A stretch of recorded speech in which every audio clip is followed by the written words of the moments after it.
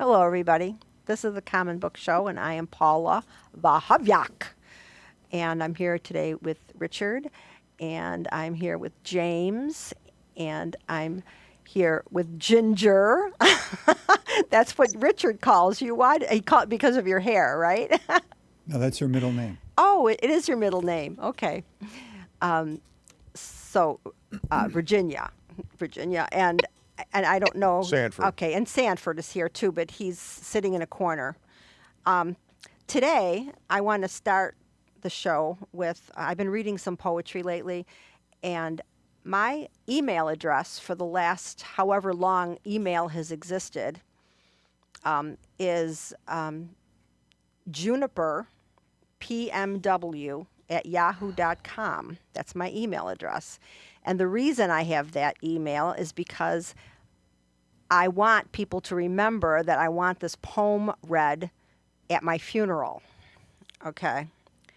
This is a poem called, crazy enough, Juniper, and it's by Robert Francis. Okay. From where I live, from windows on four sides, I see four common kinds of evergreen: white pitch, white pine, cedar, and juniper. The last is less than a tree. It hugs the ground. It would be last for any wind to break, if wind could break the others. Pines would go first, as some of them have gone, and cedars next, though where is the wind to blow a cedar down? To overthrow a juniper, a wind would have to blow the ground away beneath it. Not wind, but fire, I heard a farmer say. One lighted match dropped on a juniper would do the trick. And he had done the trick. I try to picture how it would look. Thin snow over the pasture and dark junipers over the snow and darker for the snow. Each juniper swirl shaped like flame itself. Then from the slow green fire, the swift, hot fire flares, sputters with resin, roars, dies, while the next juniper goes next. Poets are rich in points of view, if they are rich in anything. The farmer thinks one thing, the poet can afford to think all things, including what the farmer thinks, thinking around the farmer rather than above him, loving the evergreen the farmer hates, and yet not hating him for hating it. I know another fire in juniper, have felt its heat burn on my back, have breathed its invisible smoke climbing New England hills in summer. I have known the concentrated sun of hard blue berries, chewed them and spit them out, their juice burning my throat. Juniper. Its colors are the metals, tarnished bronze and copper, violet of tarnished silver, and if you turn it, white aluminum. So many colors and so dull a green, and so many years before I saw them. I see those colors now, and far more than color. I see all that we have in common here, where we live together on this hill. And what I hope for is more in common. Here is my faith, my vision, my burning bush. It will burn on and never be consumed. It will be here long after I have gone, long after the last farmer sleeps. And since I speak for it, its silence speaks for me. That's my poem. That's not my poem. I wish I wrote that Beautiful. poem. I That- really loved it. Yeah. I really enjoyed it, and I liked how it spoke through a tree. well, Well, yeah. a type of tree. Right. Yeah. And just the fact, I just love this idea. Poets are rich in points of view if they are rich in anything. And that's, and how you can think, you can respect what other people think, and but without judging the other person too harshly. I have to remind myself of that now in our troubled times, because I sometimes judge very harshly because I'm scared. But anyway, that's the poem I want read when I'm dead. So if any of you are alive after I'm dead, please.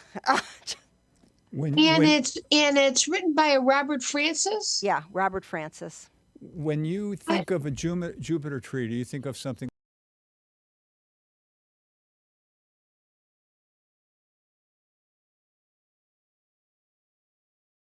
What's going on with that trunk, though? And that's the way they grow. They're like bolted to the ground.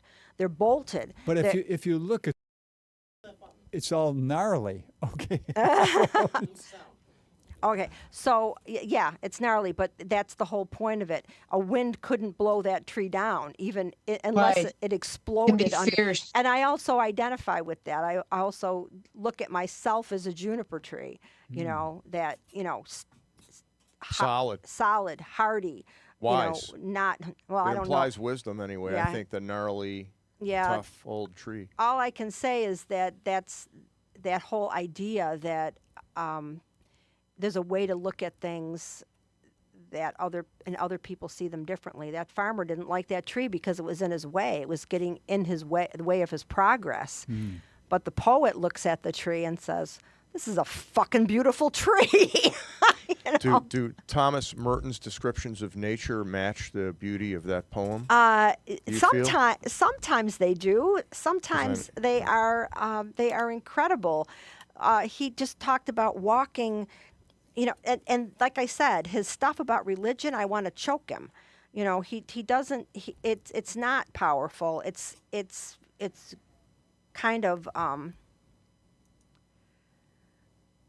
kind of sniveling almost. I don't like his talking about religion. But one thing about this book, there is so much in this book that I want to look up. So many authors and so many things, because not all of it's religious stuff that he's reading. A lot of encyclopedic references sort of there? A lot of references to different books yeah. and different writers, and I'm just really curious about these. Yeah, see, I don't have one handy, but he does say this one thing that I did. Where's my?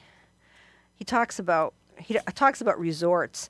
He says summer resorts are more boring to me the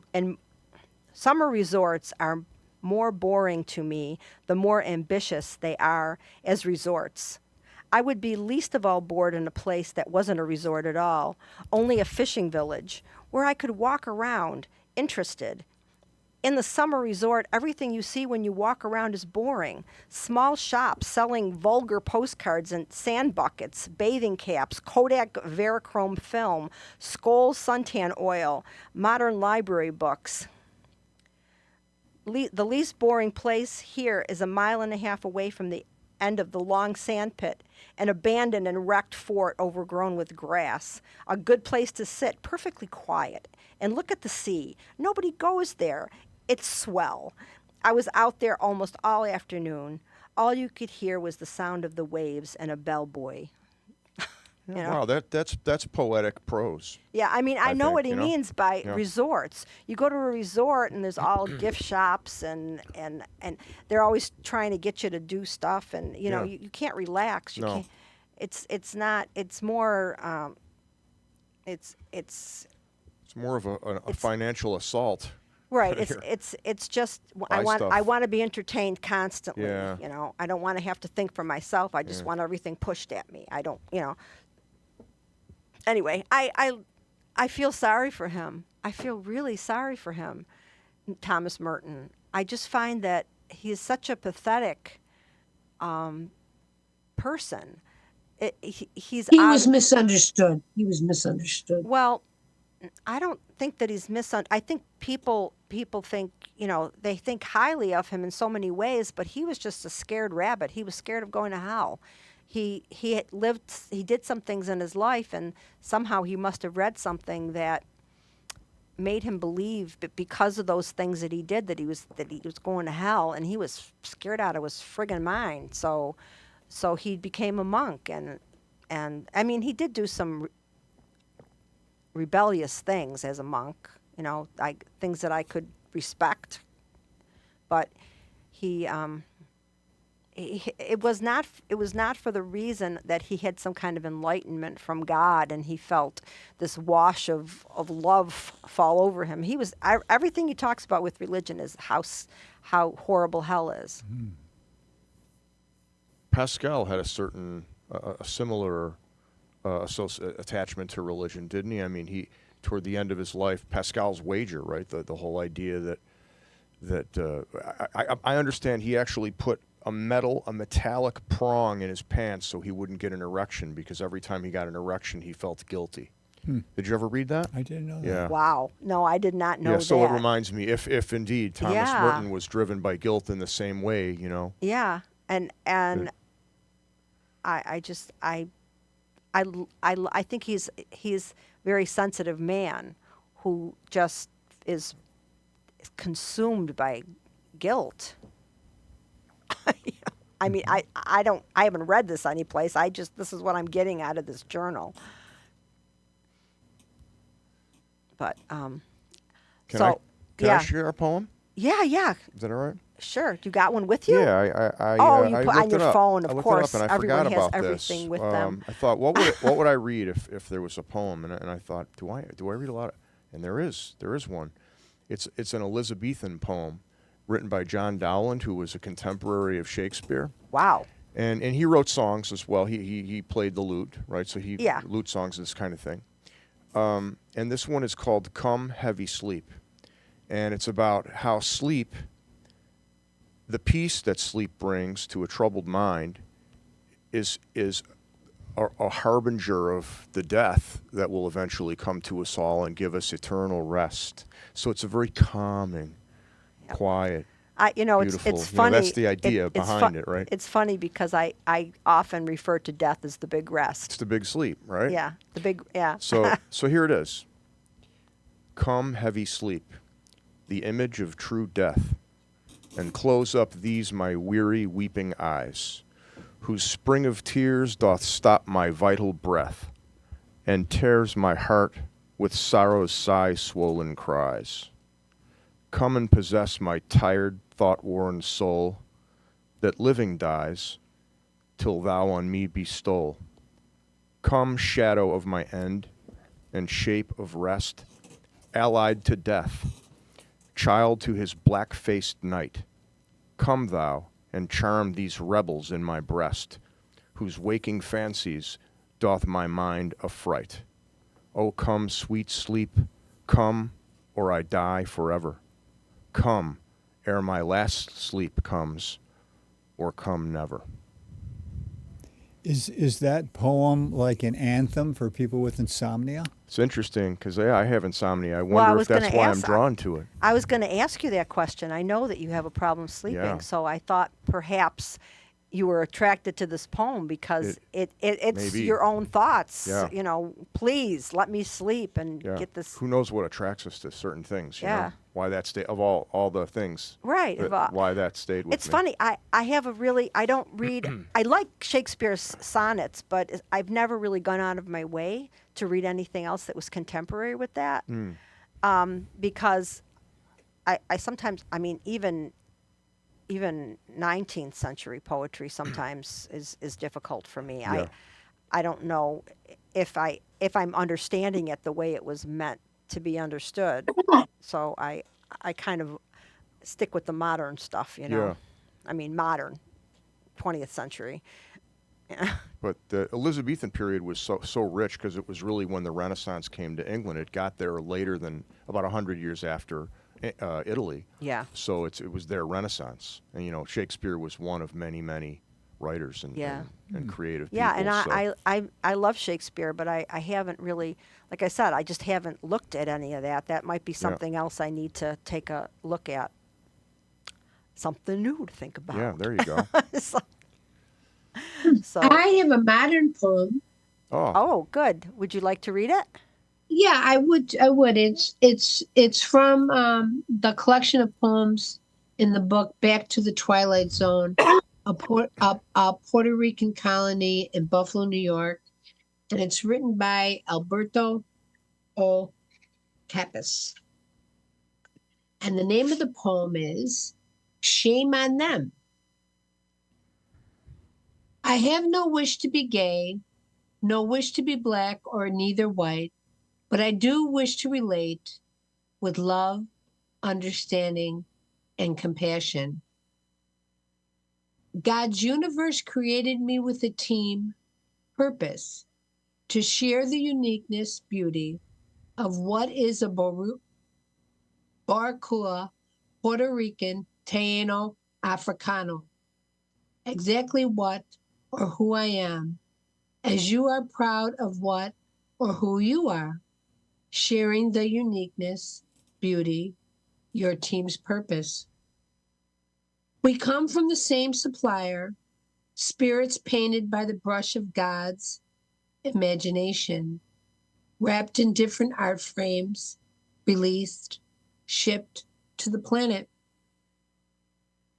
As I journey the world of Jefferson, Niagara, Virginia, Grant, Elmwood, and Ellen, I see God's creativity at work, a celebration, a diversity, a mosaic of colorful spirits enjoying their journey's contribution, a divine purpose.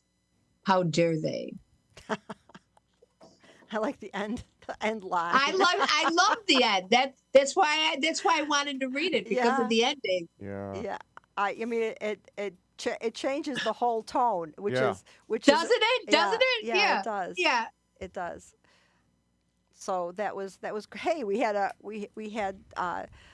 15 minutes of poetry. That's a new From different A new- different eras, a which new is great. start for Yeah, the show. from different eras, different genres. And yeah. local. Yeah. So And local, Yeah. Alberto. so now, Richard, what's You want on? me to read a poem? Too? Oh, if you want to read a poem, I'd love Oh, that. This please, has been so Richard, come fun. on. A Yes. friend of mine had a bad experience with a woman, Okay. and he's thinking on swearing off women. Okay. And as he was telling me about this, how he's gonna become celibate essentially. Mm-hmm. I said, "Can I read a poem for you, or send you a poem by author unknown?" So here's the poem I said. Okay. Sent. I've had enough of this mess. The lipstick on the glass, the perfume clinging to my sheets, the promises, the lies. It's just another scam. So tonight is just me. No knock on the door, no high heels on the floor. I've given it up, all of it. And in this silence, there's peace.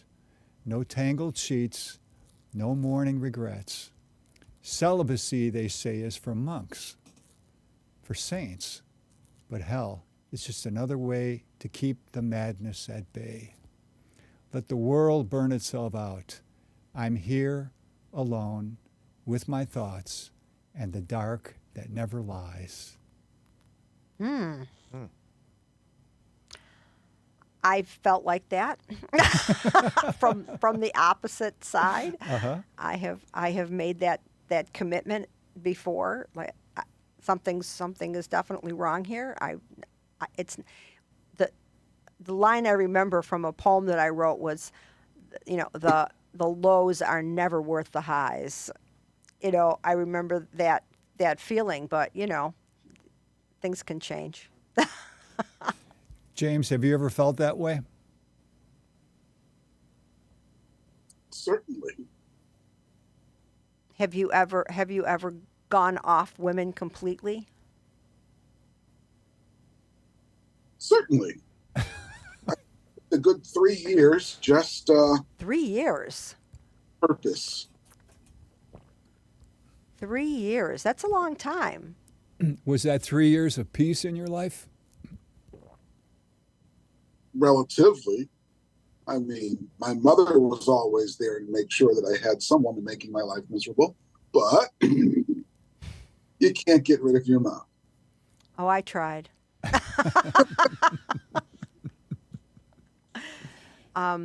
I remember when I was living upstairs from my mother, and I would try to date, and she would make that experience like horrific for me.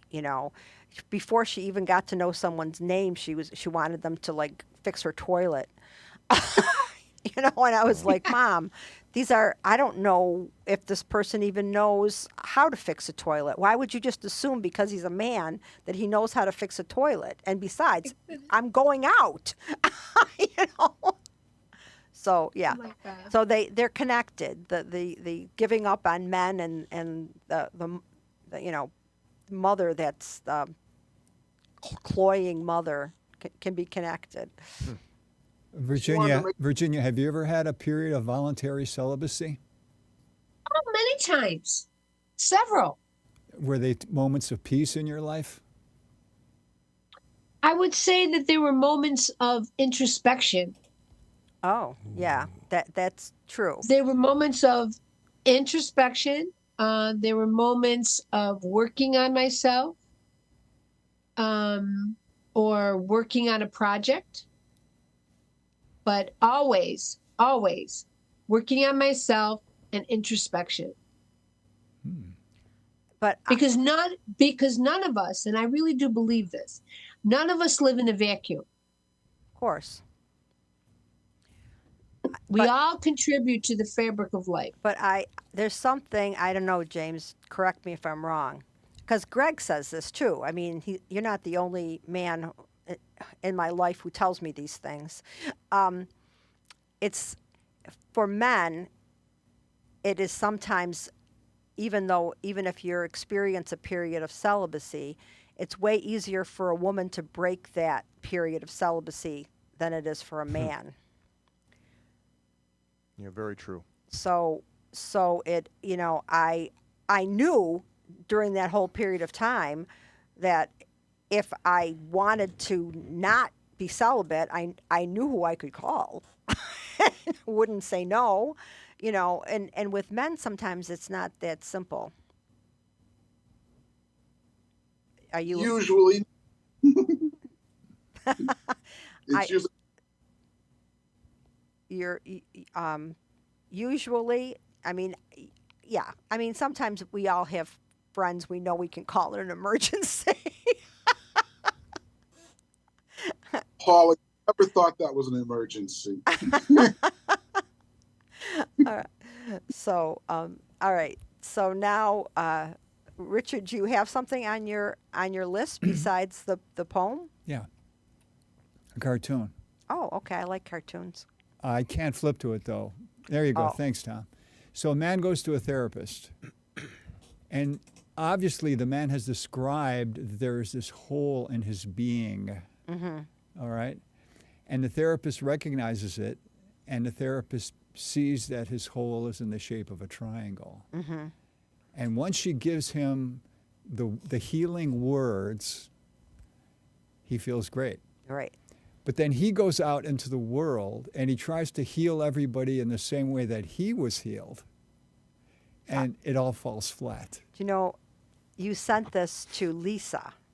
You sent the same comic to Lisa, Who is a therapist? who is a therapist. Yeah. And you know that we sat at Revolution Gallery for at least a half an hour talking about this cartoon, and you know, back and forth on how this, you know, you get therapy, and you find out what you were missing, you find out what was wrong with the way you were thinking or whatever, and then you just assume everybody else who's suffering like that has the same issue. And I'm guilty of doing it.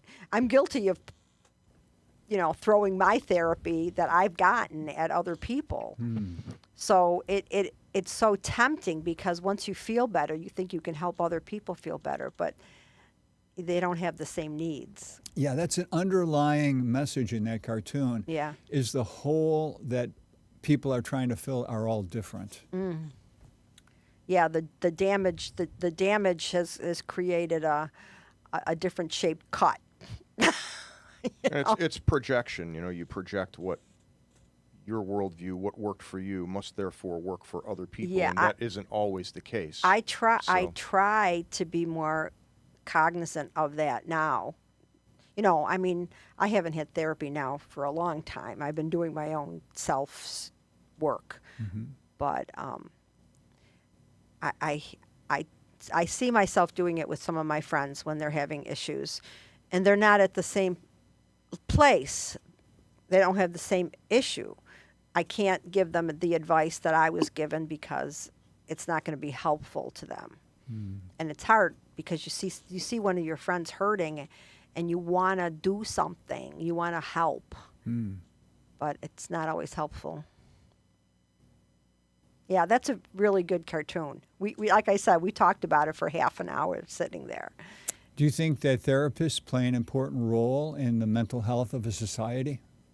They do for people who are thinking in a really their thoughts they're mixed up because of information they've gotten, growing up and through their life. To sit down with somebody, just to talk, they can get what's happening with you. Like if I were to sit in the therapist's office and say, oh, I just messed up at my job. I'm always messing up. I constantly mess up. All I do is make mistakes. I mean, that therapist knows that I've got a poor self-image. They're trained for that. I mean, not everyone's, not just like not all heart doctors graduate at the top of their class. You got to find the person who can relate to you and help you see how you're seeing things incorrectly. But yeah, I think it was important for me. I don't know how I would have survived if I hadn't gotten therapy when I was in my 20s.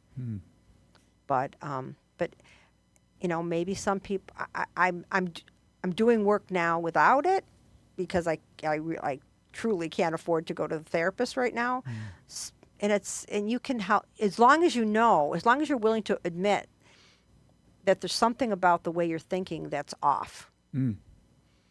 Like I noticed that you had a couple things that you would repeat to yourself recently. You had a new system.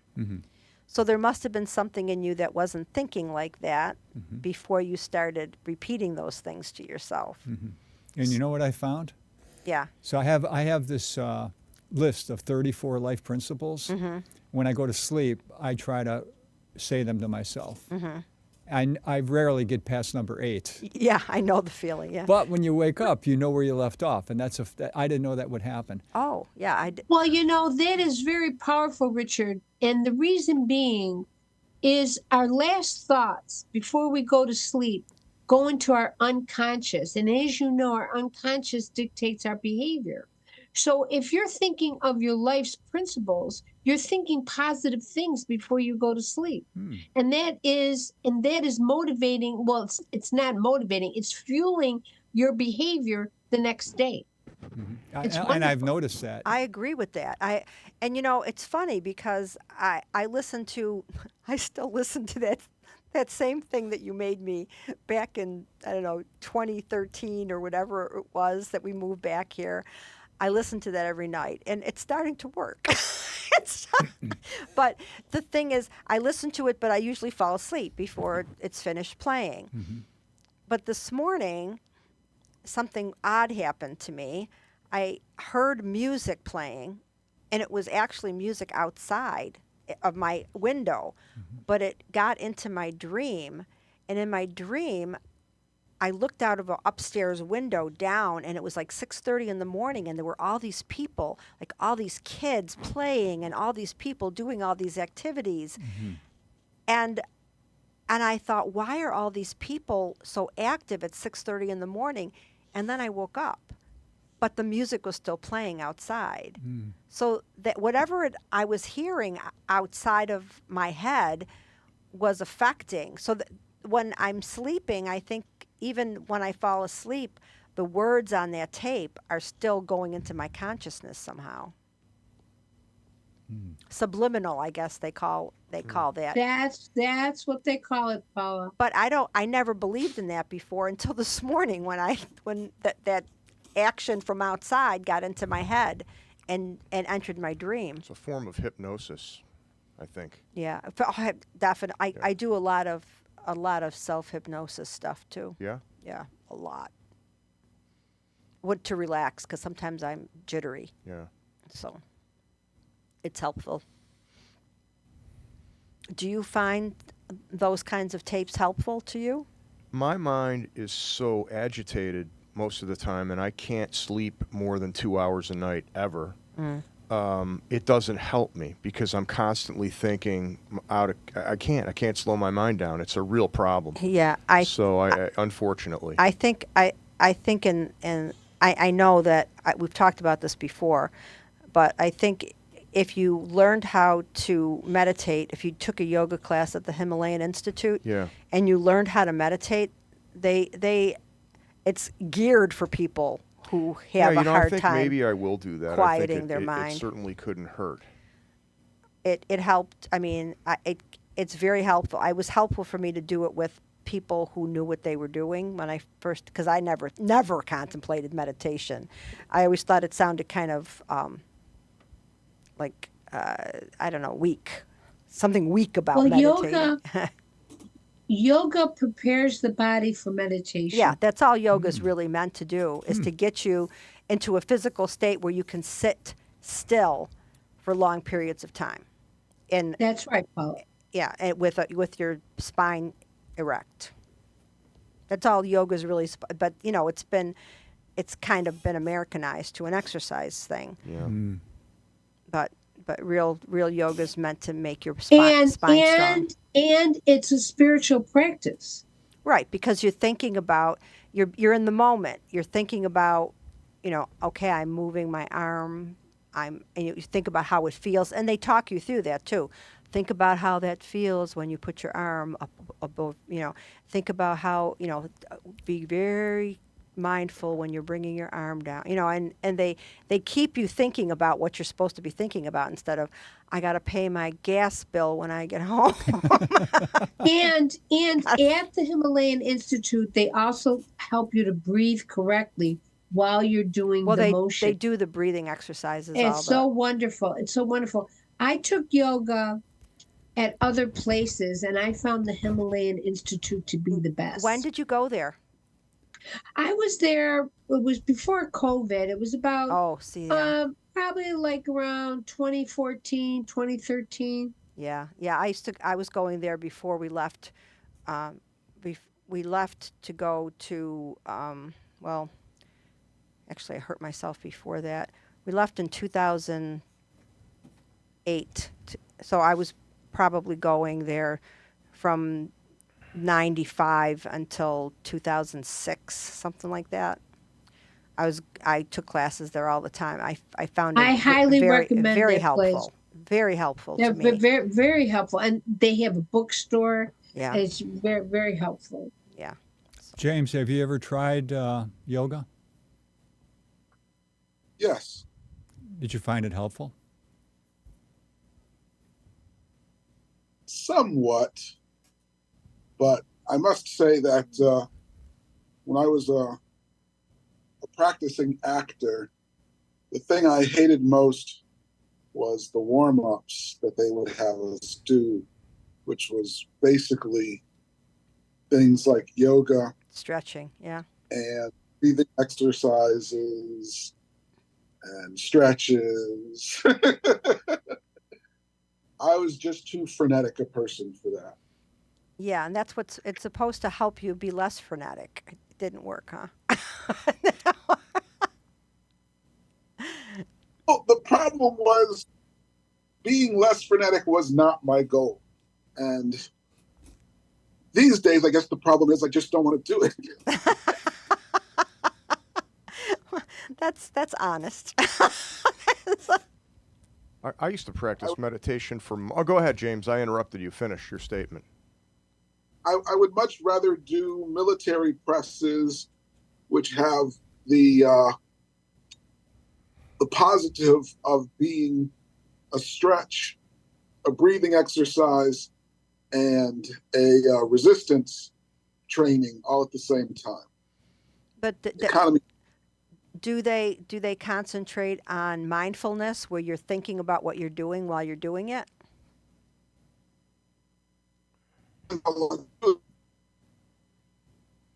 You're breaking up a little bit.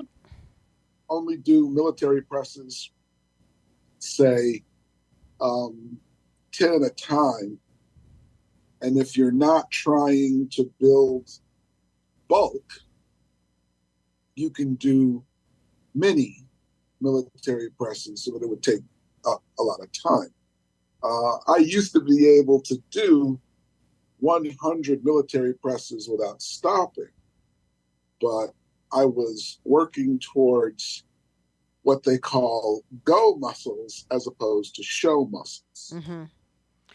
Yeah, but I mean, does it make any difference in this form of exercise if you think about what you're doing while you're doing it, or are you able to think about other things while you're doing it?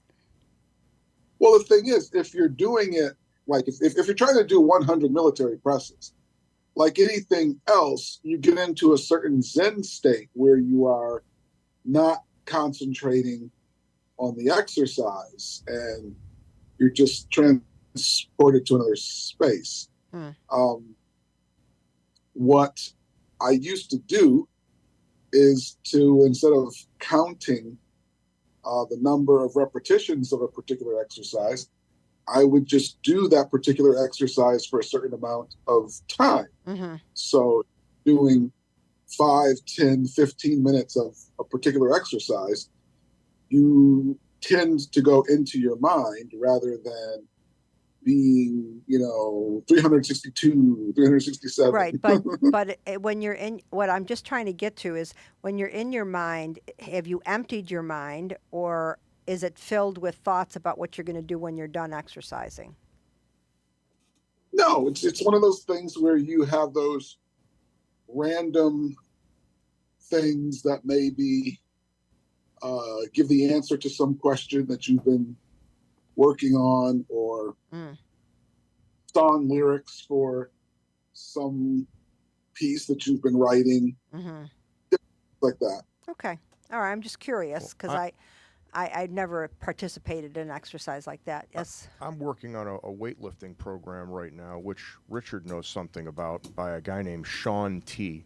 Okay, and he has a physical therapist there with him. It's like a streaming workout. Yeah. Okay? And the emphasis of the program is mind-muscle awareness. So being very aware of what your body is doing. That's very yoga. And yeah. it's for me, it's been very therapeutic, and it's helped me with some arthritic pain that I've had in my knees and in my shoulder. So it's strangely calming.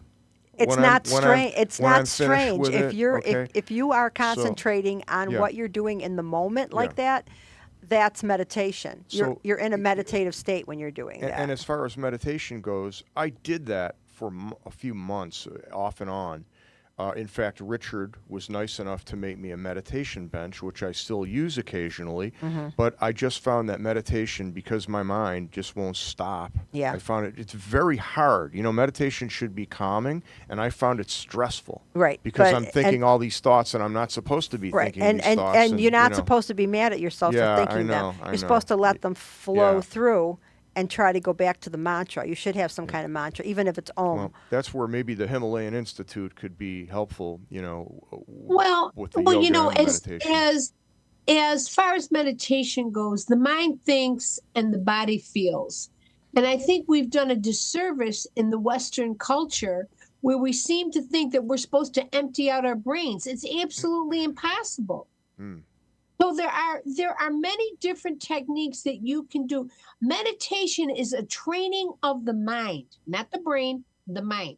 It's a training of the mind. It's not the emptying out of the mind, because that's impossible. And there are many different techniques and strategies that you can use so you can observe your thoughts. Right.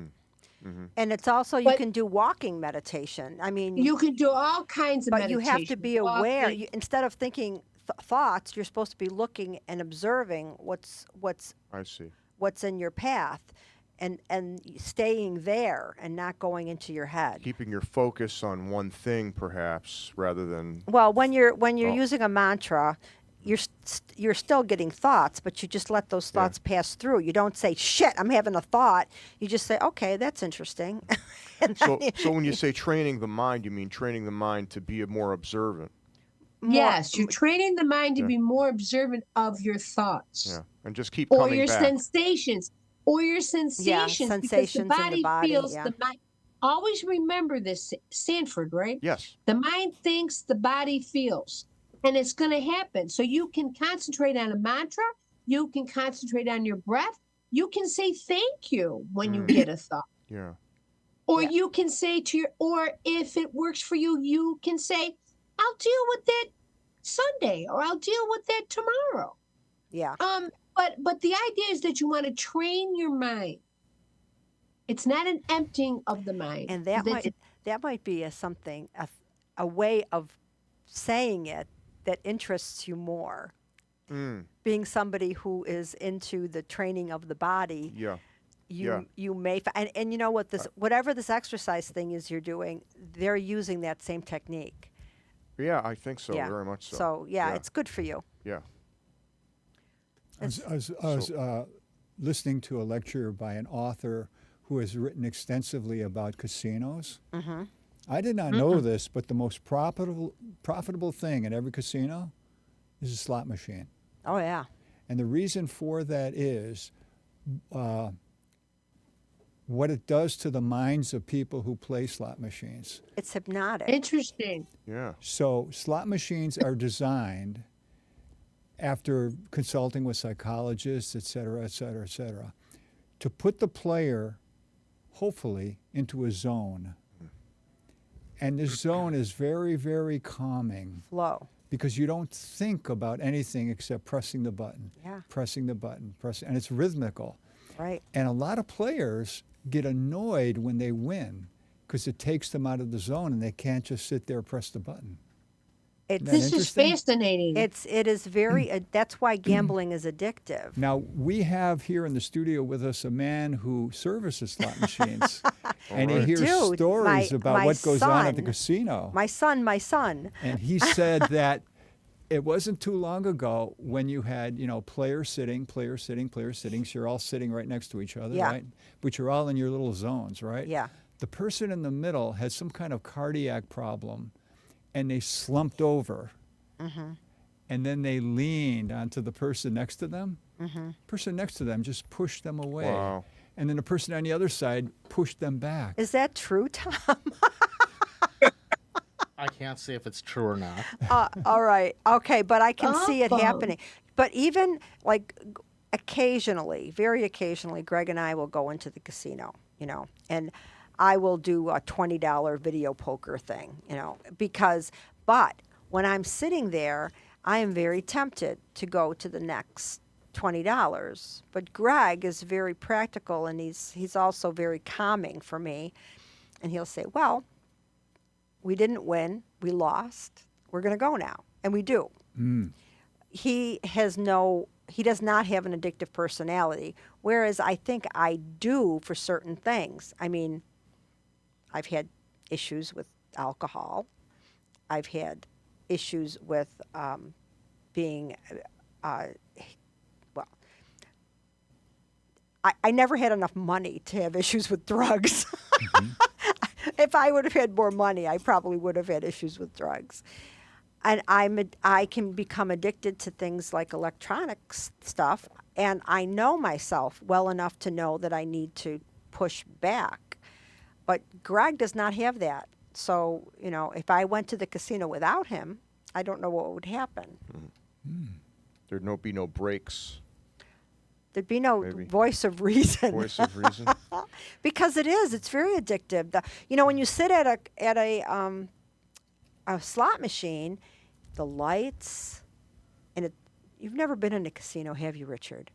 I did walk through one. Oh, and the ding, ding, ding, ding, ding, ding, ding, boom, boom, lights, pictures, woo, woo, woo, and it's like if a hypnotist had come in and is hypnotizing you, and it puts you into that place, that really nice place. In Japan. Hypnotism too. Hypnotism. Yeah. Yeah. In Japan, there's a national pastime, a game called pachinko. You ever hear of the pachinko parlors? I've Where heard the of. little ball will, and it's just kind of mesmerizing, and people for hours. You get your little balls, And you get so many of them, and then they just fall, and you watch them fall. And I don't think it requires any skill. Maybe it does. I don't know, but it's very hypnotic. Wim Wenders, the German film director, made a film called Tokyo Ga about Tokyo just in 1980, 82. And there's a section on pachinko parlors, which is really fascinating. So, Huh. Yeah, it's very I've heard the hypnotic. word, but I didn't know what it was. Yeah. I guess it's just human nature to want to be in that Zen place. I mean, there's a book. It's called Flow, and it talks about what people do to get into that flow place. Like some people can write and get into the flow. Some people paint. Some people can do columns of figures and do mathematics, and they get into that place. But the whole point of the book is whatever gets you into that headspace is what you should be doing. yeah. You shouldn't be doing things that make you anxious and uncomfortable and fighting, emotional fighting within yourself. You should want to do something that puts you in that space. But, I don't know how possible that is in our society today. It is if you have a passion and you really dedicate yourself to it. And I can speak to this because as a classical guitar player, before I had developed focal dystonia with my hand and I could play reasonably well, there were times when maybe after a half an hour of practicing, I would just get into this flow state. I couldn't make a mistake. It was an amazing experience. It felt literally as if someone else was playing the music. Yeah, I know. It was this transcendent experience. And every time it happened, I was by myself. So it was like when you wanted to share that with someone. Now, to get into that state, and I think there are athletes and musicians and professionals who can get into that, like a tennis player. Yeah, and I could never do it except, by myself after doing it at 3 a.m. Yeah, for 2 hours or something, I think I've experienced, even as silly as the music that I do is, Yeah.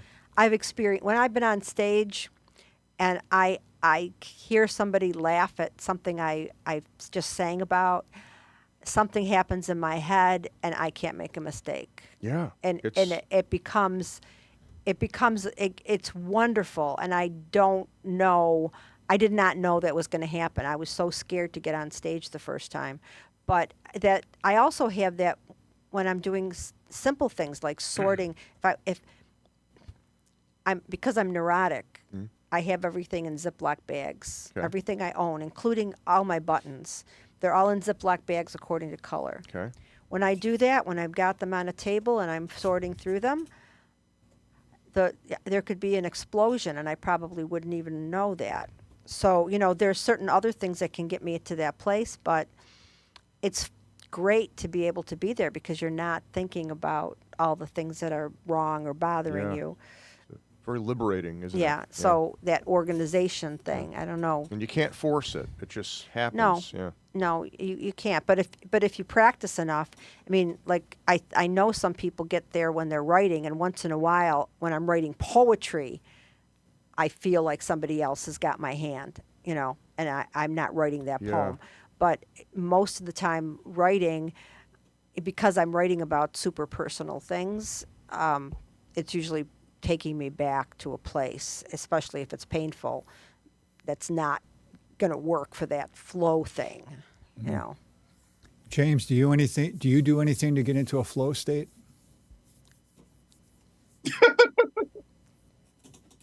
My job has me focusing on 2 square inches and essentially threading a needle 10,000 times a day. That's Zen right there. I was going to say karaoke too for you. Don't you get that rush from singing? Well, that's just a joy. Oh, so this other thing is you're separating those two things out. One is a professional manipulation thing, but you're going into that state of flow, right? You don't have to think about it. It's just happening. Right. Use the force, Luke. Yeah, exactly. But One of my teachers was in her 80s, and the French have an idiom for an old person, which translates to English as he or she sugars the strawberries. Because they can't keep their hands straight. And if you look at the Oh, okay. Yeah. Okay. sugaring strawberries, you're holding the Yeah, spoon and that's not a something you want when you're doing your job. But this is my point. This woman was in her 80s. She could not keep her hands still. But she could still do the job because she would select out a hair and her hand would be shaking. And then for 1 second, she would do that insertion, bring it Wow. out, hand would start shaking again. Wow. It's James Earl Jones. He stutters except when he's acting. Well, my mother had terrible arthritis in her knees and her feet, and when she'd go out with my stepfather to a wedding or to just some dance, she could dance all night and it wouldn't hurt. And she always said that it never hurts when I dance. And I've had that similar experience where I get out on the dance floor and no matter how much pain I have, I can still dance, and then when I'm done, it hurts. But it doesn't. There's something about. Oh, and who was the guy? He just died recently. The one that did the thing with Lady Gaga. Tony Bennett. Tony Bennett. Apparently, I saw something on 60 Minutes. I think it was. Tony Bennett was not really functioning unless he was singing. He remembered all the lyrics. He could go up on stage and sing every song, and he could introduce the songs. And as long as he was doing that, he was fine. But he could be walking down the street with you and then look at you and say, "Who are you?" Do you remember Glenn Campbell? Yeah. Glenn Campbell had dementia toward the end of his life. And when he picked up, he was a really great guitar player. I don't know if you ever heard him really play. He was amazing. Yeah, he was good. He was great. He could play beautifully. So he could still remember the music. Right. But he couldn't, Nothing else. know That's who so his funny mo- the way who his- that who happens. his wife was, One So, of my yeah. one of my top songs that I love is "Gentle on My Mind." Oh, yeah. It's one of my favorite Yeah. songs of all time. No, he was really terrific. Yeah. Somebody was a guest on a show here this week, and he had a big T-shirt on saying "Musical Memories." I said, "What are you, like a fan of oldie stations?" He said, "No, I'm part of a group." I said, "What do you do?" He said, "We go to nursing homes, we bring our DJ equipment, and we try to play songs that the seniors will identify with." And he said, "It's not uncommon. They will wheel someone in a wheelchair like this, and they start playing a song, and they go like this, and they start singing the song. As soon as the song ends, they go back like that." Yeah. Wow. Music therapy, right? Yeah. It's so what would you say, persuasive that they sent the footage in to New York State with a grant application. They got a grant like that. Wow, that's great. That is really a cool thing to do. Yeah. Yeah, I think anybody that does that, it's very depressing in nursing homes. Anybody who goes in there and entertains people you got to give them a lot of credit. They're doing a really kind thing. I worked at St. My Francis Nursing my Home. friend's my friend's mother is in a memory care ward, and when they bring her out and they bring her to the home, they'll play Frank Sinatra music, and she'll start singing, Yeah. and she doesn't know where she is at the time. She has no clue, Yeah. and she's like talking about things that nobody knows what she's talking about. But when you play Frank Sinatra, she sings Frank Sinatra. Wow. Yeah, that's just that is one of those memories that's just like on a loop in your head someplace. All that stuff is just in there. And everything we've ever, even if you can't access it.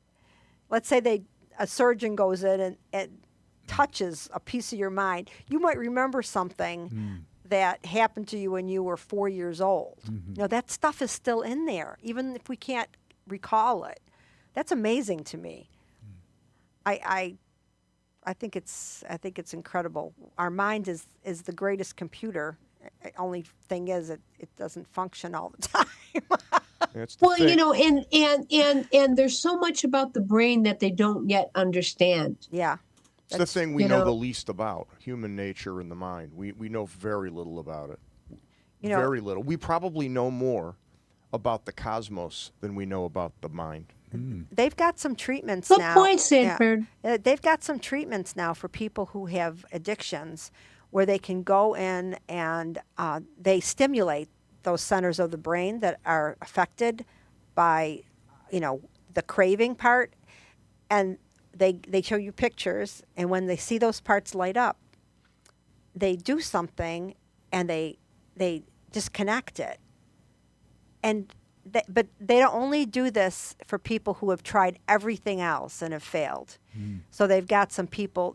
This was another 60 Minutes thing, where they had people that were addicted to heroin, and they had no other recourse, and they had this done, and it worked.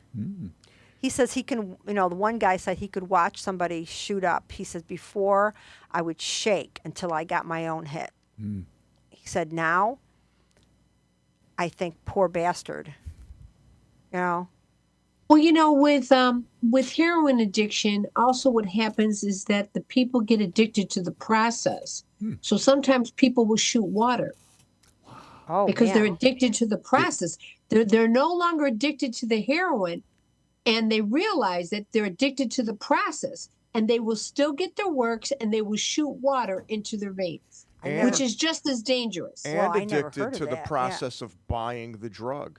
I knew Yes, because they get adrenaline rush. That's Yes, right. Just exactly, going down Sanford. that street, I have a friend, Tom. No, but not you, Tom. Another Tom that nobody here knows. So I'm not violating anybody's privacy. But he said there are certain streets. He's a recovering drug addict. He can't go down those streets. If he goes past the street, he gets a craving. So A you trigger. Can, you get a trigger. It's yeah. a trigger. Yeah, A so, trigger. Interesting book I'm listening to, a book on tape. It's called The Master and His Emissary by Ian McGilchrist, and it's about, and he says many of the things that we think we know about left versus right brain, because that's what he's a neurologist. Yeah. Are not necessarily wrong, but partially informed, and it's so fascinating. And he makes this argument that Western civilization has been founded on left brain thinking, and that we have done a great deal to neglect the right side of our brain culturally to our detriment. Absolutely. And he said that that the right side of your brain controls the left side of your body. Yes. The left side of the brain controls the right side of the body. Left brain, which is very logical and grasping and manipulative, and it wants to get this specific thing. Yeah. If there's damage to that part of the brain, they find that the hand grasps. The right hand will grasp for specific things. When there's damage to the other side, the hand feels around. It doesn't grasp. It intuitively feels around the air. Huh. So the right side of the brain is more intuitive, and it wants to understand context, and it wants to understand the bigger picture, and it's more empathetic. Whereas the left brain is more rational, and this is certain, and it has to be a certain way. And I'm misquoting him, but it's so would you brilliant. recommend? Would Oh, you recommend this book? It's a great book. Yeah. I would like. That sounds like something that I would like. Yeah, the master, and he's done a lot of good like podcasts and things like that. It's called the Master and His Emissary. Okay. All right, I'll put that down after the show then, because we've recommend only it. got now a minute left. Anyway, so I'm so glad everybody came, and and actually I didn't mention this to Richard yet, but I'm going to mention it now. I'm having surgery on Tuesday, so I'm going to be remote from this point on. And Greg said that he doesn't want to do a remote show for the relationship show, so I'm going to do my show next week. Okay. Or our show, and so I'm going to be remote, and it'll be the common book show. It won't be How to Emotionally Satisfy a Woman, until I can drive again and bring him here in person. Okay. Okay. Okay, good for you, Paula. All right. So anyway, Yes, everybody, healing to you for your surgery in advance. I'm looking forward to getting it done because there's there's a lot of pain. So thank you, but thanks everybody. I appreciate it. Thank you, my son Tom on drums.